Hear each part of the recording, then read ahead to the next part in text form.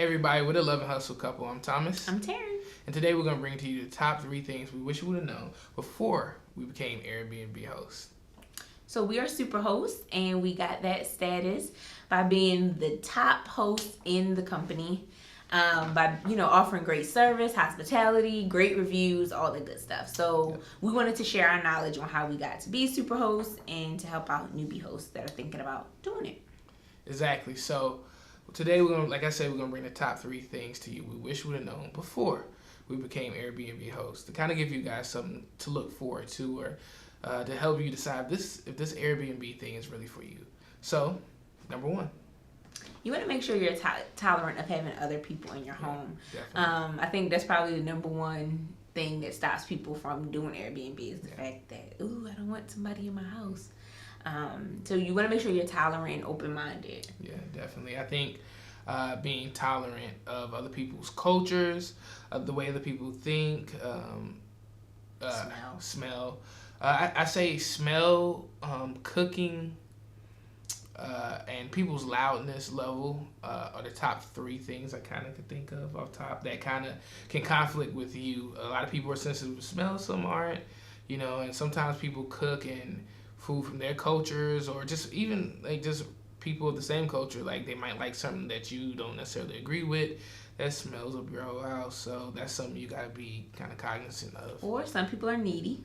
Some people are very needy. That's a big one. Like you have some people that just kind of, it is what it is. They just want somewhere to sleep for a few days and they leave. Then you have some people that want travel recommendations, restaurant recommendations. Talk to you for a couple hours. Talk to you. And sometimes guests can kind of forget that not everybody does Airbnb full time. A lot of people have full time jobs, kind of like a supplement of income. Mm-hmm. So they'll want to talk for 3-4 hours straight when they got in at 11 o'clock at night because they're on vacation and you might not necessarily be on vacation. So that's something to consider too.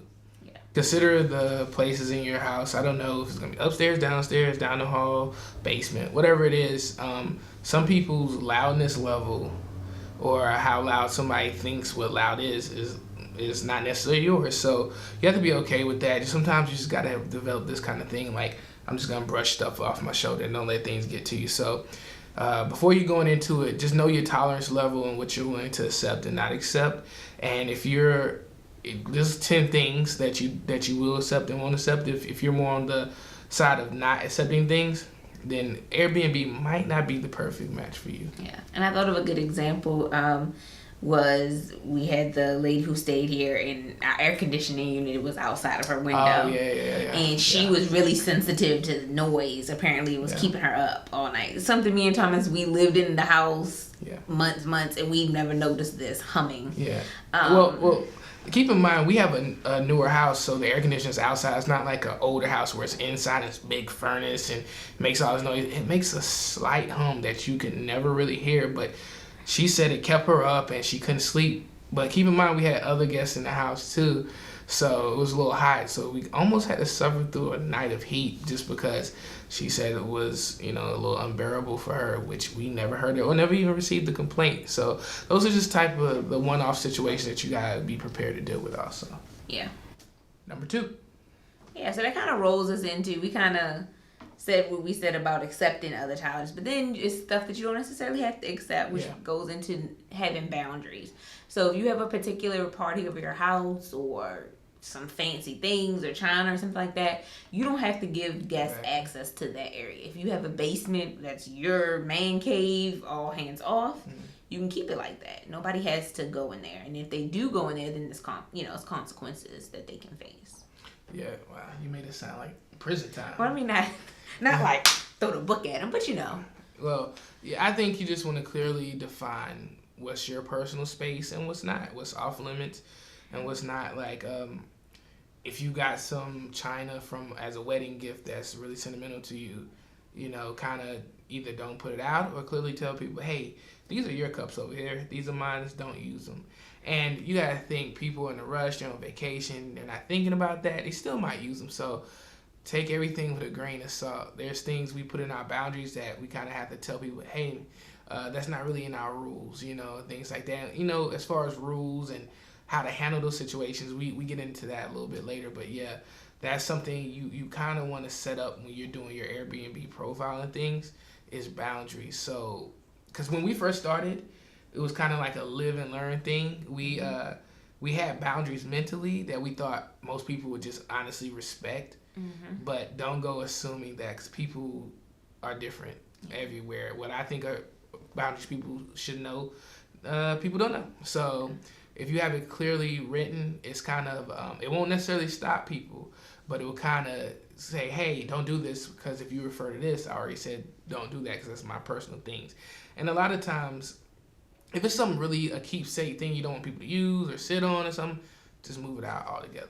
Yeah. And a good example is that we let people use our kitchen and cook, but in our house, guys, we say, okay, well, don't eat or use the condiments or whatever, at least without asking first. If it's like ketchup or mustard, that's fine. But I mean, don't go digging our cabinets, cooking our rice and meat or something, So yeah, and like in other people's Airbnb, that might be okay, but to each his own. So whatever you're comfortable with, make sure that is clearly defined. Yeah. Number 3 would be honest. Be honest. And we're saying be honest as far as your listing. If you know you only have a twin bed, don't put that it's a queen, or if you know don't take angles that, so like if you have we've seen this before, people might have a twin or a single bed, whatever you call it, but take it at a real wide, I call it Instagram angle, and make it look like this humongous bed. And some people complain, oh, the bed clearly wasn't listed and it looked like a full king, whatever, queen bed, and really wasn't. So be honest about your listing. Yeah. And if, let's say you're renting out your whole house and you're saying, oh, it can sleep 6, but it really you only got a bed for 2 people, you just want to make sure everything is detailed out, so that way people can make a sound decision. Again, too, little minute details you think people will understand, it wouldn't bother people in a normal situation. Even if people are paying $1 a night for your room, they feel like they expect a lot for it. So I'll give you a good example. In front of our house, we have like a little puddle that forms if it floods or rains or something. And we have to list that because people might complain, oh, house is beautiful. They provided this, that, and that. The room was clean, but there was a puddle out front. And you'd be surprised how many people really will take note of a small puddle. Like, it's not even nothing crazy. It's not no more than a half an inch deep. It's not, your foot won't even get lost in it if you step in it. It's legit a puddle, but it's like little stuff like that people take note of. And when they're doing reviews, it's easier for people to criticize and list bad things than it is for them to, because good things are what's expected and what's normal. And for some reason, they compare your Airbnb listing to a hotel, which is not. I think Airbnb should express that a lot more, that, hey, I'm opening my home and my house to you, so these are the house amenities.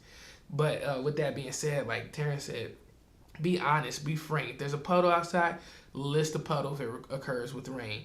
If you only got a twin bed, list that. Let pictures be actual, factual pictures, to what people don't oversell and underdeliver. But anyways, so be as actual and down to the minute details, because you would think, people really wouldn't care, especially if they're getting stuff at a cool price.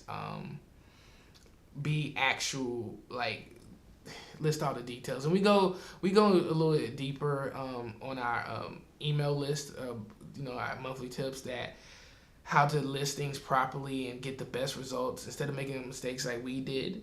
And we talked to a lot of other Airbnb hosts and things they did. So we go a little bit more detail. We ain't gonna bore y'all with it now, but it's really some A1 information as far as that's concerned.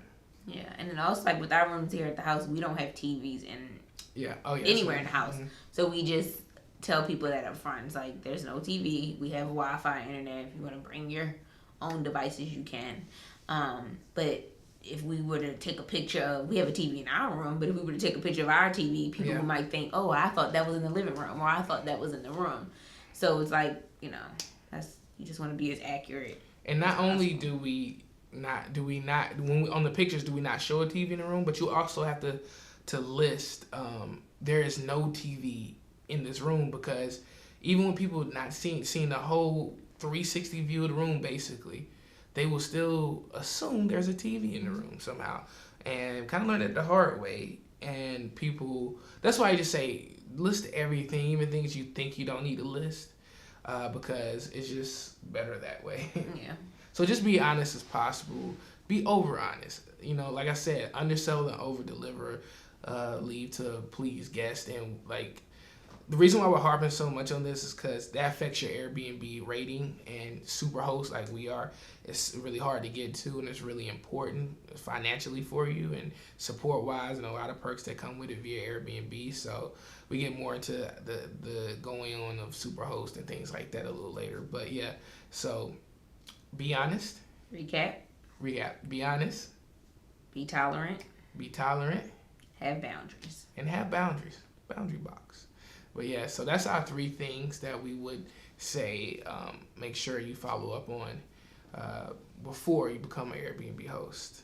Remember, love and hustle overcomes any struggle.